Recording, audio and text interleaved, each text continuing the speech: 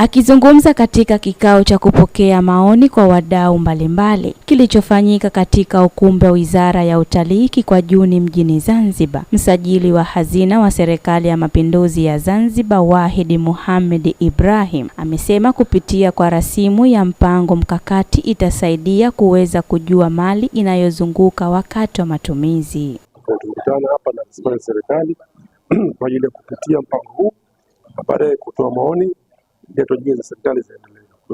Tunashukuru maafisa mbalimbali, wataalamu wa serikali kuwepo leo hapa, wamechangia vizuri na tunashukuru na tutafanya kazi. Kwa upande wake, wakili wa serikali mwandamizi kutoka ofisi ya msajili wa hazina Zanzibar, Mustafa Omar Abdullah, amesema ofisi ya msajili wa hazina ni ofisi inayosimamia mali za umma, hivyo lazima ziekewe mikakati. Kuzidisha ushirikiano baina ya wadau na watu wengine ambao wataweza kushirikiana na sisi, lakini ule mzunguko wenyewe wa mali kuanzia mali inapoanza kupimiwa mpaka inapoenda kumalizika kuweza kujulikana, na mwisho pia kuangalia mifumo ya kisheria pamoja na taasisi za kisheria ili kuhakikisha kuwa sheria za usimamizi wa mali zinaenda sambamba na sheria nyingine ili kuondoa ule utofauti wa masuala hayo.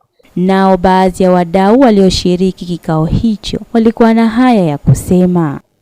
Lengo kubwa kujua taratibu ambazo zinatumika katika usajili wa mali za umma, uondoaji wa mali za umma na kufahamu miongozo na sheria za mali za umma zinazotaka watu kufuata katika taasisi za serikali. Kiukweli tumejifunza mambo mengi ambayo kwamba yanahusiana na mambo ya usimamizi wa mali, ikiwemo kiupande wetu sisi especially kwenye upande wetu wa majengo. Tumeona namna gani tunaweza tukasimama kwenye yani ule muundo mzima ambayo kwamba utakueleza wewe namna ya jinsi ya kusimamia majengo pamoja na mali ambazo zimo ndani. Kwa hiyo kiukweli semina yetu hii imetuwezesha kuweza kujua vitu vingi tu ambavyo kwamba vitakuwa viko kwenye upande wa